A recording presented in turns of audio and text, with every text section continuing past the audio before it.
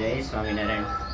આજે આપણે યોગી સ્મૃતિ મંદિર ગોંડલ એના દર્શન કર્યા। અહીં આગળ યોગીજી મહારાજનો અંતિમ સંસ્કાર થયો હતો અને એના ઉપર આ ભવ્ય એ સ્મૃતિ મંદિર તૈયાર થયું છે। સામે આપણે જોઈ શકીએ છીએ અક્ષર મહોલ। અહીંયા ગોંડલની અંદર આપણને ઉતારાની વ્યવસ્થા માટે આટલો સુંદર અક્ષર મહોલની વ્યવસ્થા કરવામાં આવે છે। સામે દેખાય છે એ છે અક્ષર મંદિર। કહેતા કે શાસ્ત્રીજી મહારાજે એ સમયમાં અક્ષરદેરીની એક પણ કાંકરી ખરવી ન જોઈએ અને તેની સાથે જ આ મંદિર બનવું જોઈએ। ત્રણ શરતો પૂરી કરી એવું સુંદર અક્ષર મંદિર આપણને દ્રશ્યમાન થઈ રહ્યું છે। આ પાછળ છે સંતોનો ઉતારો છે, સંત આશ્રમ છે, તેના દર્શન થાય છે।